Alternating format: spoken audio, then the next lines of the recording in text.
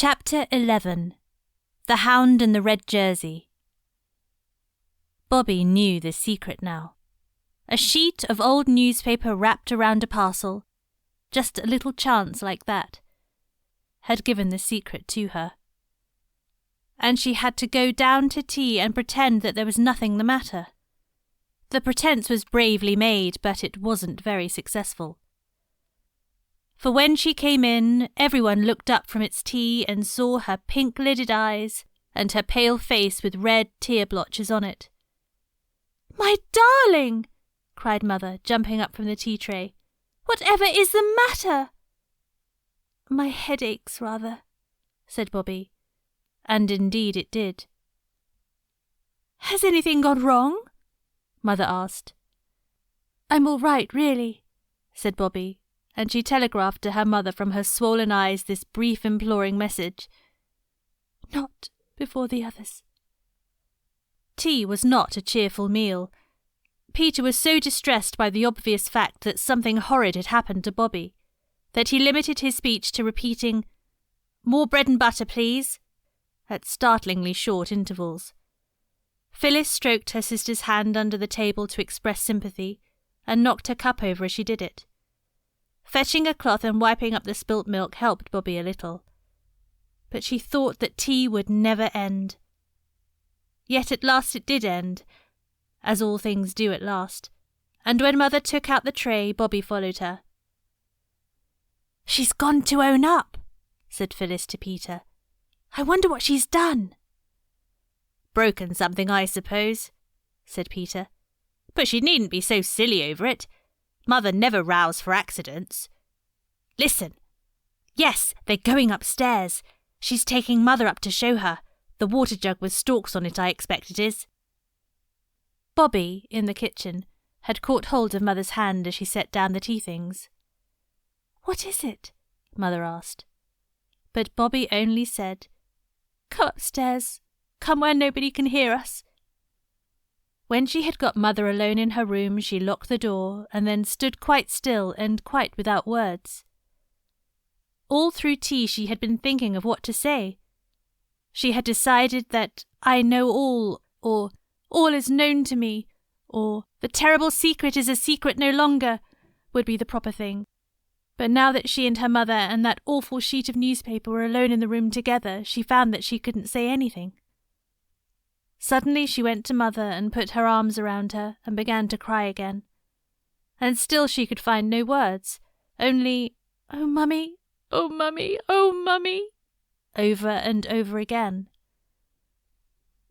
Mother held her very close and waited. Suddenly Bobby broke away from her and went to her bed.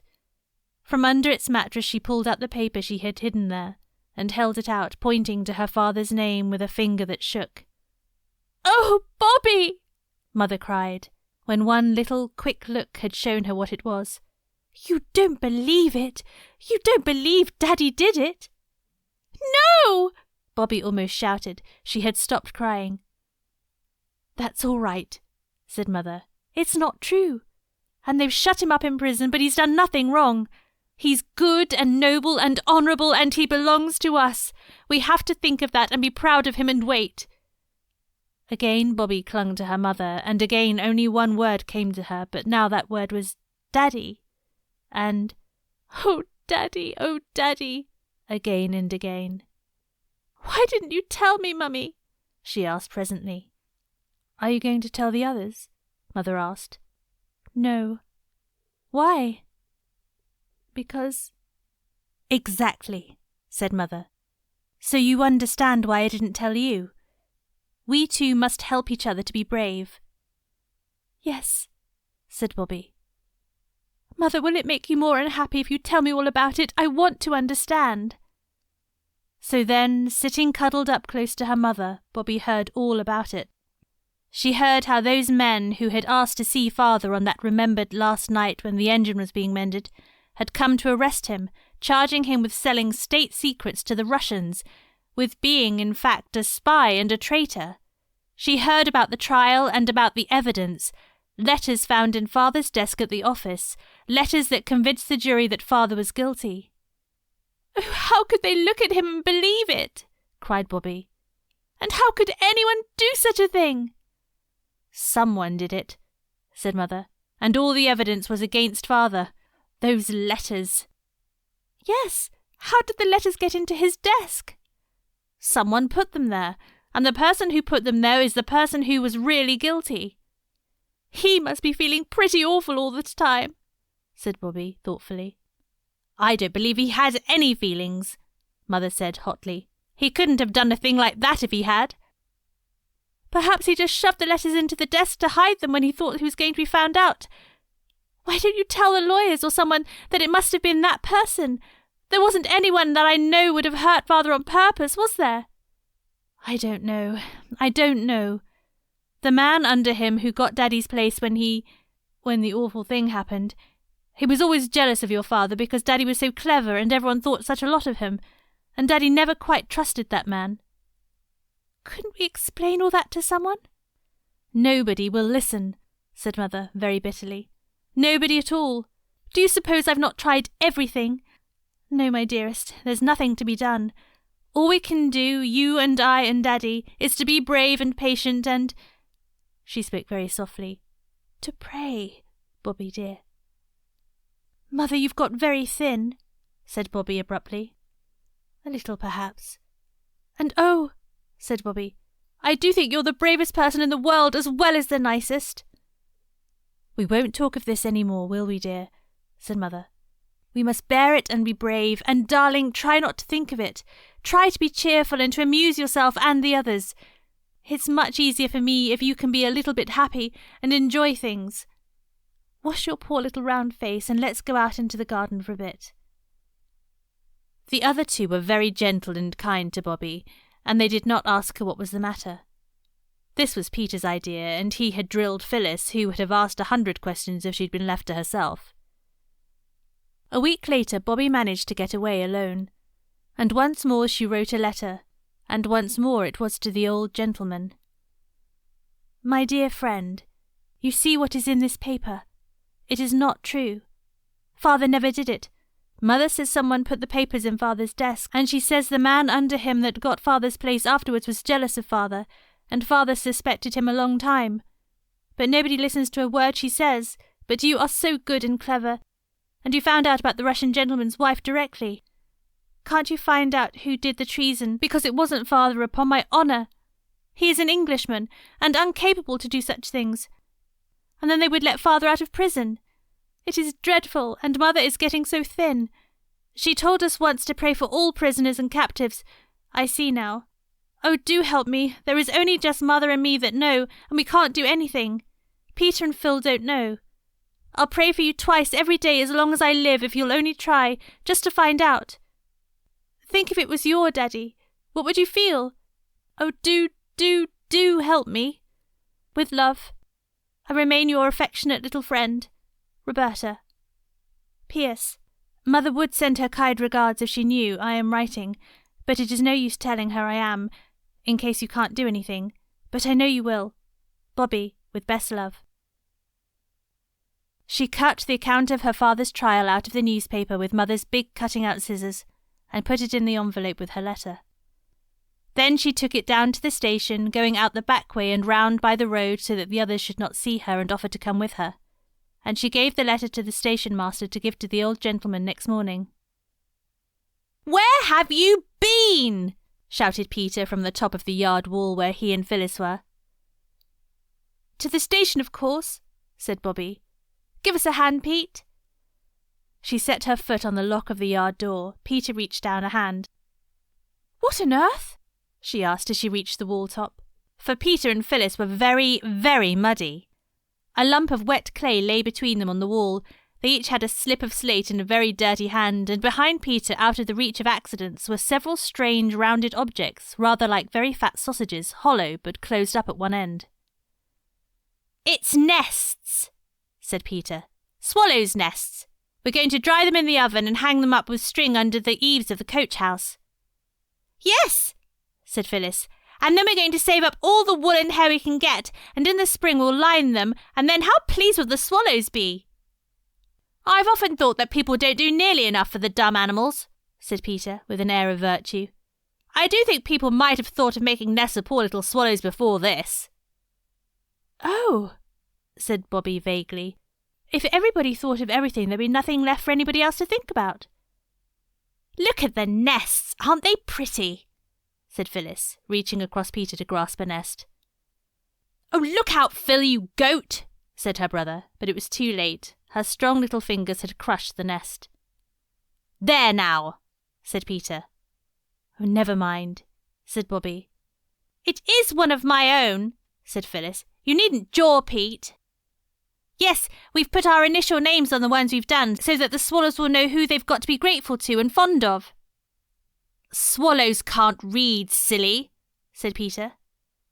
Silly yourself, retorted Phyllis. How do you know? Who thought of making the nests anyhow? Shouted Peter. I did, screamed Phyllis. Nyah, rejoined Peter. You only thought of making hay ones and sticking them in the ivy for the sparrows, and they'd have been sopping long before egg-laying time. It was me said clay and swallows. I don't care what you said. Oh, look, said Bobby. I've made the nest all right again. Give me the bit of stick to mark your initial name on it. But how can you? Your letter and Peter's are the same P for Peter, P for Phyllis. I put F for Phyllis, said the child of that name. That's how it sounds. The swallows wouldn't spell Phyllis with a P, I'm certain sure. They can't spell at all, Peter was still insisting. Then why do you see them always on Christmas cards and Valentines with letters around their necks? How would they know where to go if they couldn't read? That's only in pictures. You never saw one really with letters round its neck. Well, I have a pigeon then. At least Daddy told me they did. Only it was under the wings and not round their necks. But it comes to the same thing and... I say, interrupted Bobby, there's to be a paper chase tomorrow. Who? Peter asked. Grammar school. Perks thinks the hare will go along by the line at first. We might go along to the cutting. You can see a long way from there. The paper chase was found to be a more amusing subject of conversation than the reading powers of swallows. Bobby had hoped it might be. And next morning Mother let them take their lunch and go out for the day to see the paper chase. If we go to the cutting, said Peter, we shall see the workmen even if we miss the paper chase. Of course it had taken some time to get the line clear from the rocks and earth and trees that had fallen on it when the great landslip happened. That was the occasion, you will remember, when the 3 children saved the train from being wrecked by waving 6 little red flannel petticoat flags. It is always interesting to watch people working, especially when they work with such interesting things as spades and picks and shovels and planks and barrows, when they have cindery red fires in iron pots with round holes in them, and red lamps hanging near the works at night. Of course the children were never out at night, but once, at dusk, when Peter had got out of his bedroom skylight onto the roof, he had seen the red lamp shining far away at the edge of the cutting. The children had often been down to watch the work, and this day the interest of picks and spades and barrows being wheeled along planks completely put the paper chase out of their heads, so that they quite jumped when a voice just behind them panted, "Let me pass, please!" It was the hare. A big-boned, loose-limbed boy with dark hair laying flat on a very damp forehead. The bag of torn paper under his arm was fastened across one shoulder by a strap. The children stood back. The hare ran along the line and the workmen leaned on their picks to watch him. He ran on steadily and disappeared into the mouth of the tunnel. "That's against the bylaws," said the foreman. "Why worry?" said the oldest workman. "Live and let live, what's I always say. Ain't you never been young yourself, Mr. Bates?" "I ought to report him," said the foreman. "Why spoil sports, what's I say?"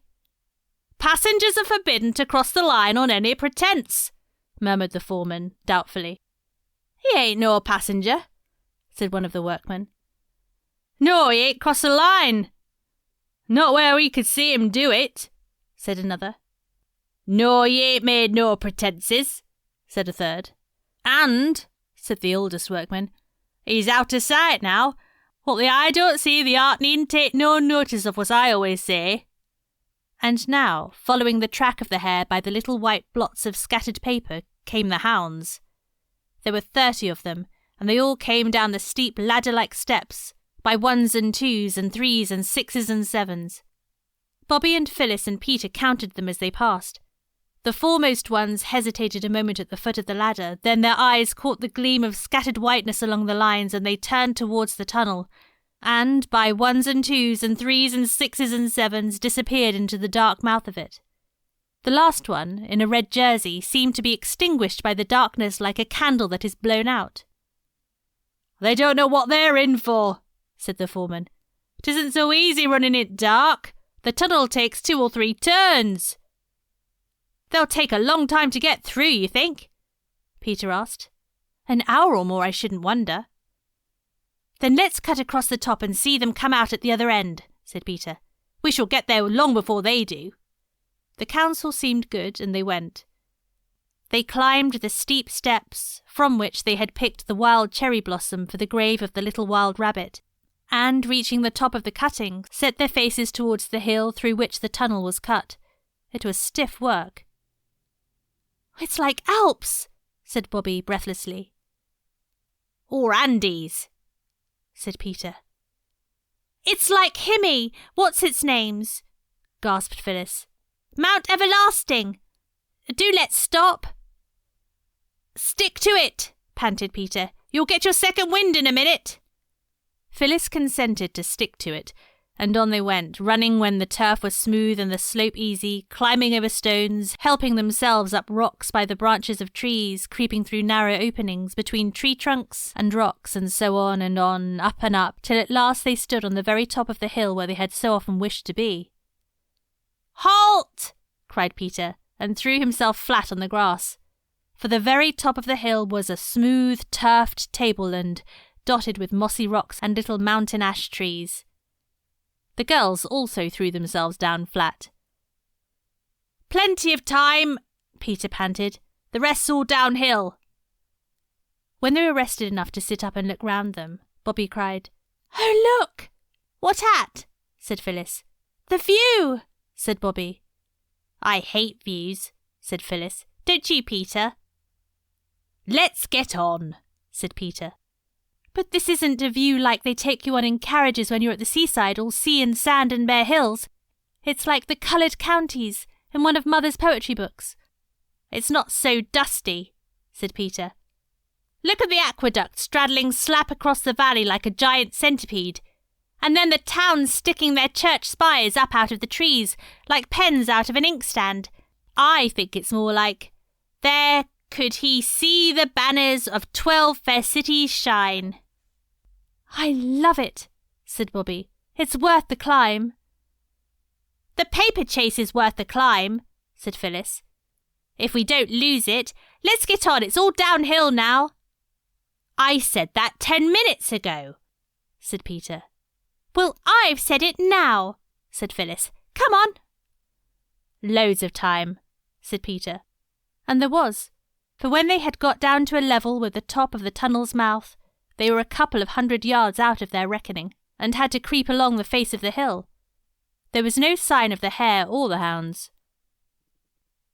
"They've gone long ago, of course," said Phyllis, as they leaned on the brick parapet above the tunnel. "I don't think so," said Bobby. "But even if they had, it's ripping here, and we shall see all the trains come out of the tunnel like dragons out of lairs. We've never seen that from the top side before." "No more we have," said Phyllis, partially appeased. It was really a most exciting place to be in. The top of the tunnel seemed ever so much further down the bridge than they had expected, and it was like being on a bridge, but a bridge overgrown with bushes and creepers and grass and wild flowers. "I know the paper chase has gone long ago," said Phyllis every 2 minutes, and she hardly knew whether she was pleased or disappointed when Peter, leaning over the parapet, suddenly cried, "Look out! Here he comes!" They all leaned over the sun-warmed brick wall in time to see the hare, going very slowly, come out of the shadow of the tunnel. "There now," said Peter. "What did I tell you? Now for the hounds." Very soon came the hounds, by 1s and 2s and 3s and 6s and 7s. and they were also going slowly and seemed very tired. 2 or 3 who lagged far behind came out long after the others. "There," said Bobby. "Well, that's all. Now what shall we do?" "Go along to the Tulgey Wood over there and have lunch," said Phyllis. "We can see them for miles from up there." "Not yet," said Peter. "That's not the last. There's the one in the red jersey to come yet. Let's see the last of them come out." But though they waited and waited and waited, the boy in the red jersey did not appear. "Oh, let's have lunch," said Phyllis. "I've got a pain in my front with being so hungry. You must have missed seeing the red-jerseyed one when he came out with the others." But Bobby and Peter agreed that he had not come out with the others. "Let's get down to the tunnel mouth," said Peter. "Then perhaps we shall see him coming along from inside. I expect he felt spun-chuck and rested in one of the manholes. You stay up here and watch, Bob, and when I signal from below, you come down. We might miss seeing him on the way down with all those trees."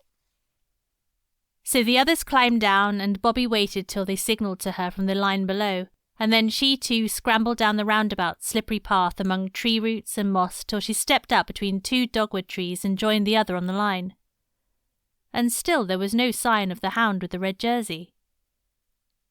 "Oh, do, let's have something to eat," wailed Phyllis.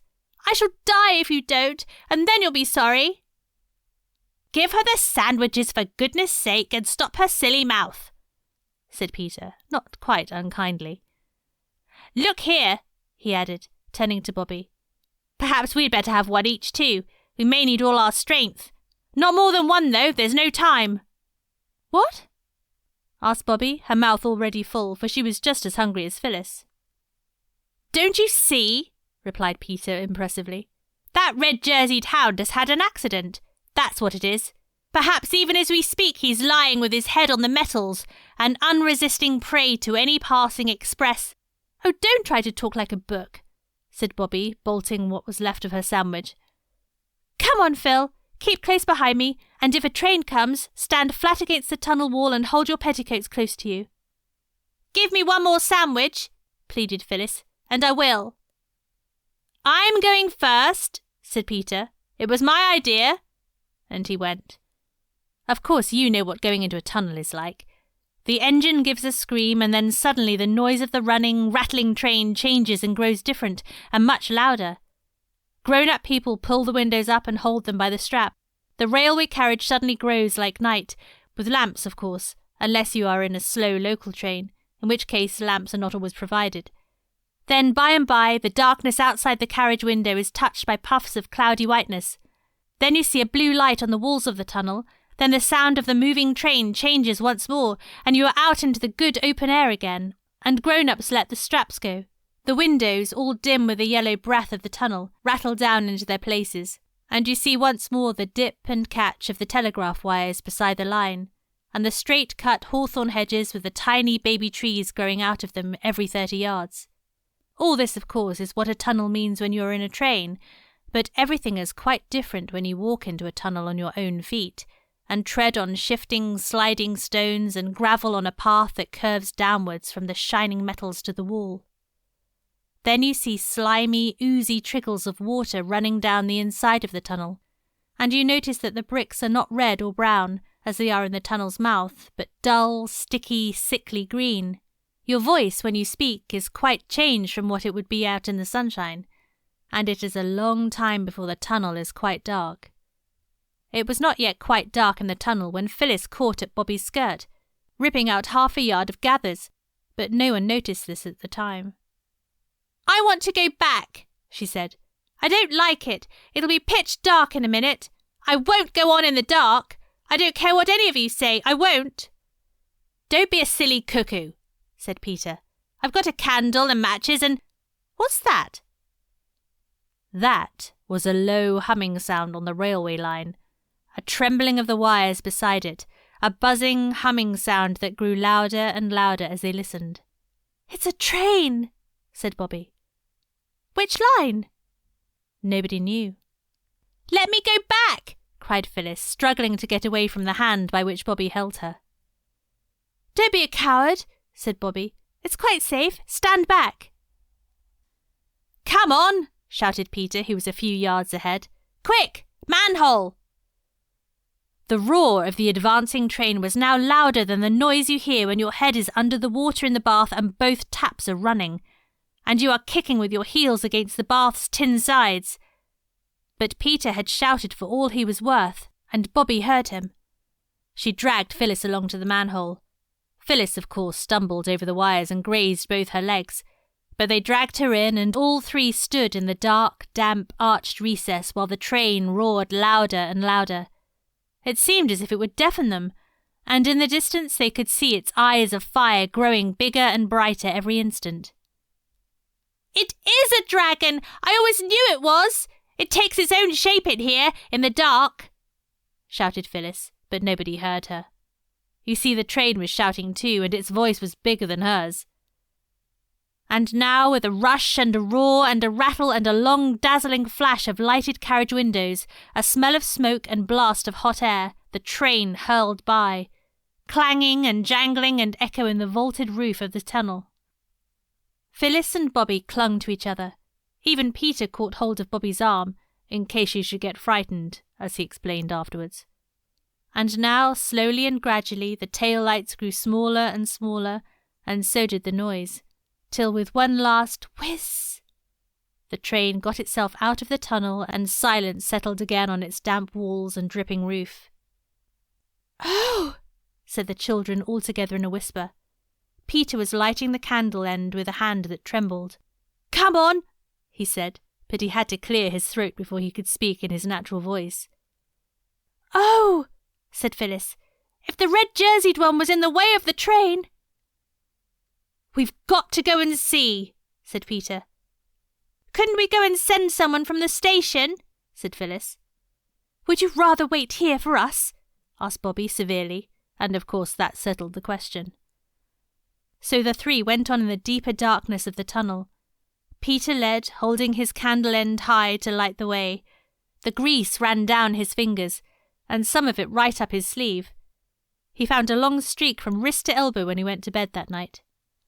It was not more than 150 yards from the spot where they had stood while the train went by that Peter stood still. He shouted, "Hello!" and then went on much quicker than before.